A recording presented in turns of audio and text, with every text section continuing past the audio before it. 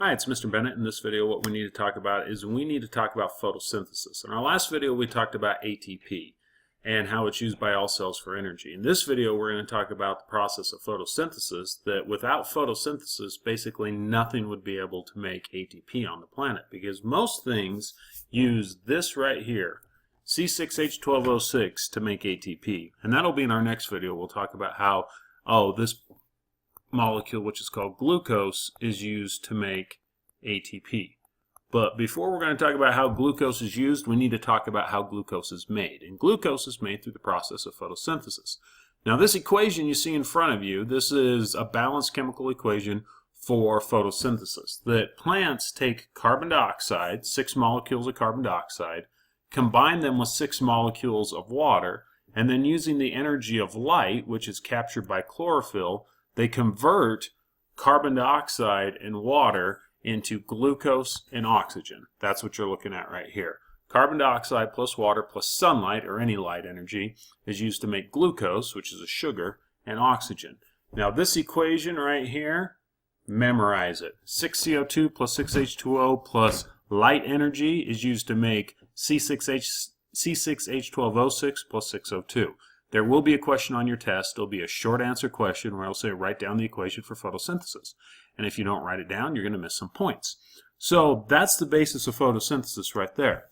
This mainly happens in the leaves. Photosynthesis mainly happens in the leaves. That in the leaves is where the magic of photosynthesis happens, where sunlight, carbon dioxide, and water are brought together in the chloroplasts of leaf cells, and what is made out of that is oxygen and glucose.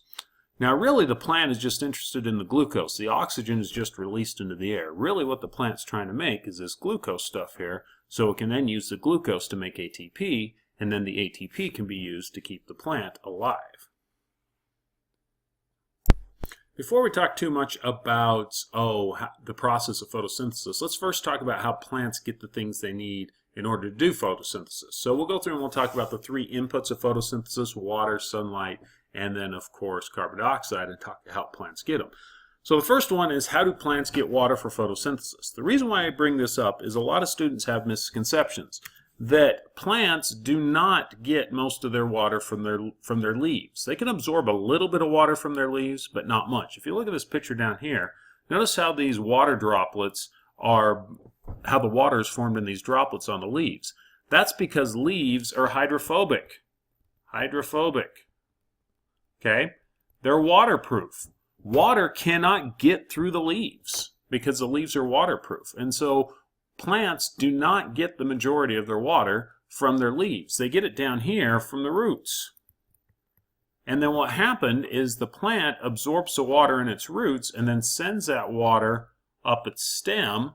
And then once it gets up to the stem, it can send it out to the leaf cells. And in the leaf cells, the water is used to do photosynthesis. You've seen this picture already. I showed it to you back earlier in the class. But an important thing to remember about photosynthesis is plants get their water from their roots. That's where they get most of their water from. It does not come through the leaves. So plants get their water from their roots primarily. How do they get the carbon dioxide that they need to do photosynthesis? This one's a little bit trickier. Plants do breathe in carbon dioxide, if you want to call that, and how the carbon dioxide gets inside the plant is on the bottom of the leaves. Plants have these tiny little holes that are called stomata. And this is an electron microscope picture of a stomata. It's a tiny, tiny, tiny microscopic hole. And into this hole can go carbon dioxide. That's how the plant gets the carbon dioxide that it needs. If there's carbon dioxide in the air, plants absorb this carbon dioxide through their stomata, and that's how they get the carbon dioxide that they need to do photosynthesis. Now, these little stomata, they're microscopic. This is a microscope picture right there. There's a stomata there. There's a stomata there. They're roughly the size of a single cell, and they're only found on the bottom of the leaves, or the back of the leaves. So if you're looking at a leaf and you're looking at the top of it, the stomata are going to be underneath it, these tiny little holes.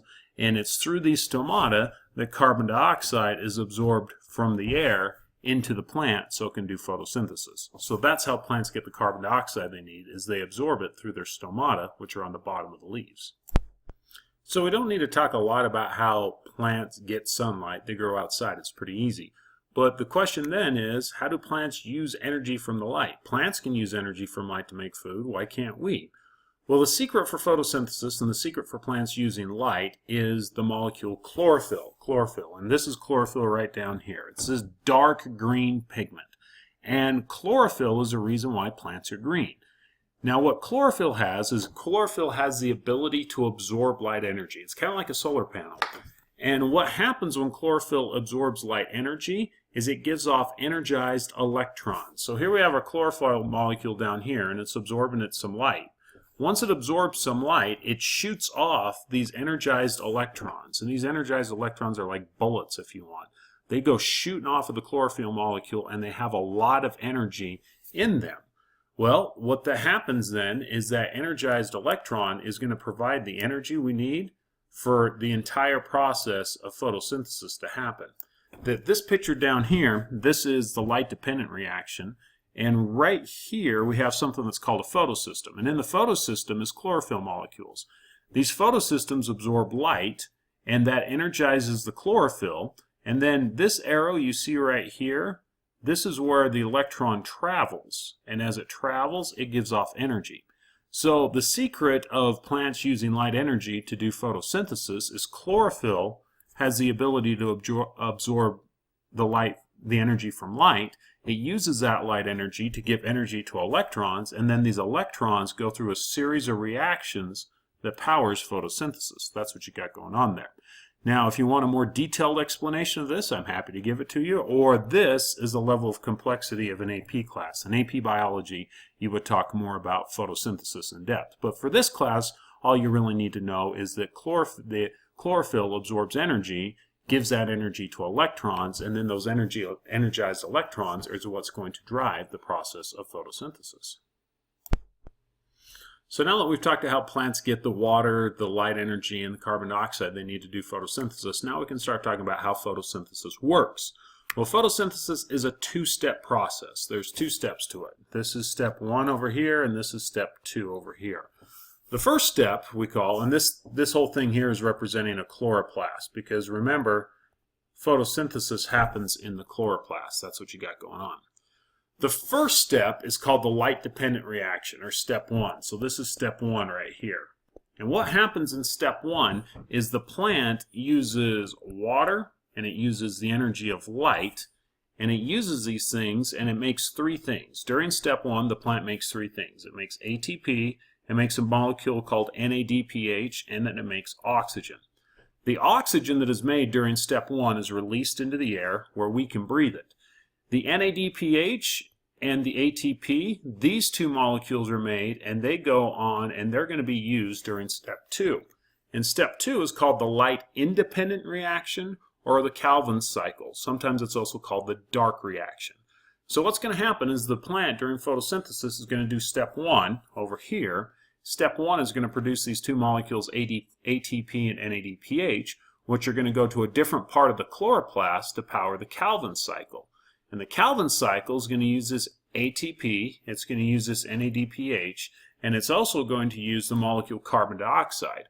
And it's going to combine all of those things together, and it's going to make our sugar down here, finishing up. So those are the 2 steps of photosynthesis. Now let's talk about them in a little bit more depth and what happens in each of these steps. Okay, so let's talk about the 2 steps of photosynthesis in a little bit more depth. The first step is called the light-dependent reaction. It's called this because if there is no sunlight, the entire reaction stops. This down here, this is the entirety of the light-dependent reaction, everything that happens during the light-dependent reaction. Now, we're not going to cover everything in that picture, but we are going to talk about a few of the things that happens in there.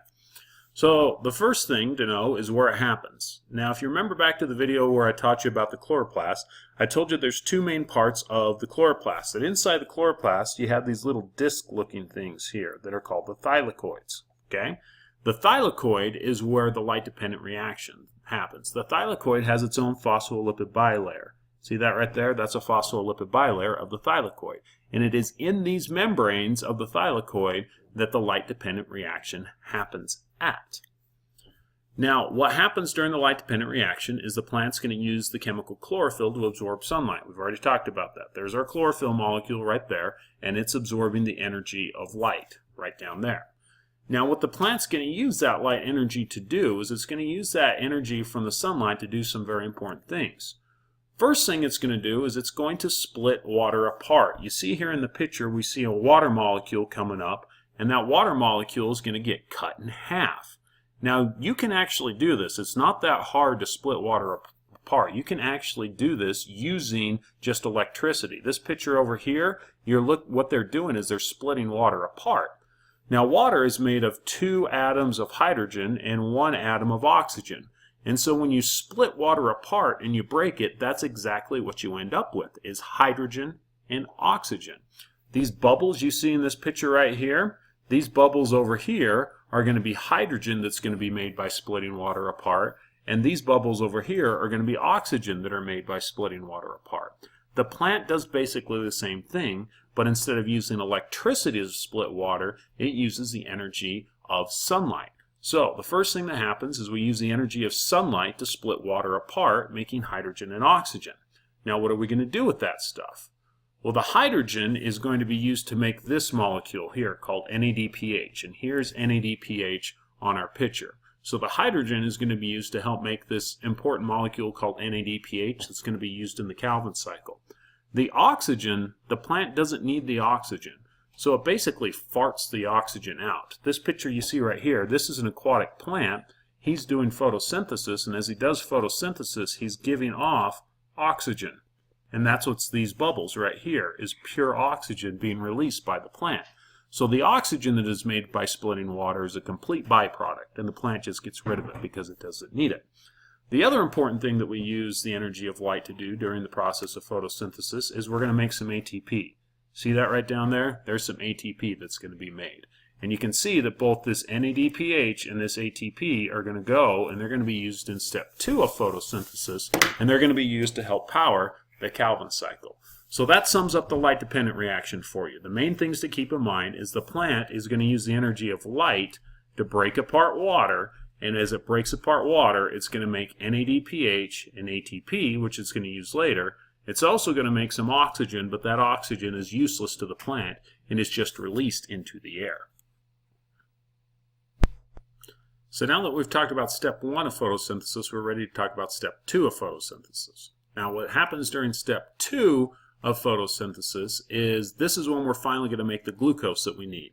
That step 1, really what step 1 is there for is to provide the energy so step 2 can happen. Step 2 is when the plant really makes the glucose or the sugar that it needs. Now, simply put, the other name for step 2 is the dark reaction because it doesn't directly need light for this to happen, or the Calvin cycle, named after the scientist who discovered it back in 1948. Now, simply put, what happens during the Calvin cycle is the plant combines NADPH. See this NADPH down here? We made that NADPH in step 1 of photosynthesis. The plant combines that with carbon dioxide. This is carbon dioxide gas over here. You guys have seen it the day I brought in the dry ice. You saw carbon dioxide. So the plant combines carbon dioxide with NADPH, and what it makes right here is this white powder, not that type of white powder, but it makes this white powder, which is glucose. That is basically what happens in the simplest form during the Calvin cycles. The plant's going to absorb a bunch of carbon dioxide. It's going to combine that with NADPH that we made during step 1 of photosynthesis to make glucose. Now this process requires some energy, and that energy comes in the form of ATP. And that ATP that we made during step 1 of photosynthesis is going to be used during the Calvin cycle to combine carbon dioxide with NADPH to make some glucose. Now that's a real simplified version of this. All these different steps that happen during the cycle, they are powered by enzymes. Enzymes are going to make this happen, taking things apart and putting things together. But for this class, all you really need to know is the plant combines carbon dioxide with NADPH, using the power of the energy of ATP to make that happen in order to make glucose. And of course this glucose can then be used to make ATP to keep the cells alive. Okay, the last thing we need to talk about with photosynthesis is we need to understand that during photosynthesis the plant isn't really creating anything, it's rearranging things. Let me explain what I'm talking about. that the plant's going to use carbon and oxygen and hydrogen to make the sugar that it needs. But here's the thing. The plant itself does not make carbon. It does not make oxygen. It does not make hydrogen. What it does is it takes carbon dioxide and water, which have carbon, hydrogen, and oxygen, and it rearranges them to make sugar and oxygen. Let me explain what we got going on here. It takes 6 carbon dioxides. Now, each carbon dioxide has 1 carbon and 2 oxygen.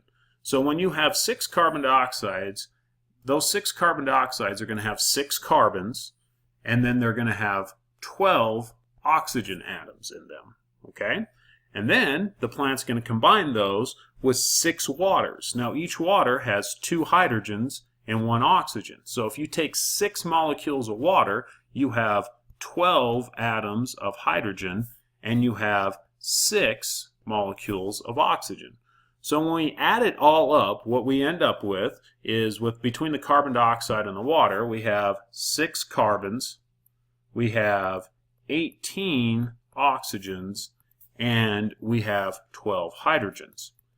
Well, we take those 6 carbons, those 18 oxygens, and those 12 hydrogens that we got from carbon dioxide and water, we mix them up and we rearrange them, and we make sugar and we make oxygen. Now let's count the molecules on this side. We make 1 molecule of glucose, and that molecule of glucose has 6 carbons, see 6, it has 12 hydrogens, H12 right there, and it has 6 oxygens, O6 right there.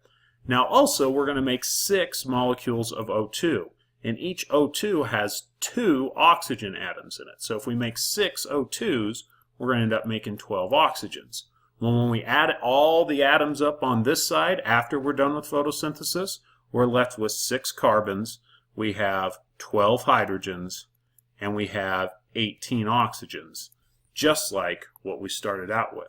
The number of molecules that we started out with before photosynthesis is the same as the number of molecules that we ended up with after photosynthesis. So the plant didn't create anything, it just rearranged a couple of these 2 molecules here. It rearranged the atoms that made up those 2 molecules to make 2 new molecules that had the exact same number of atoms as the original 2 molecules. And that sums up the process of photosynthesis.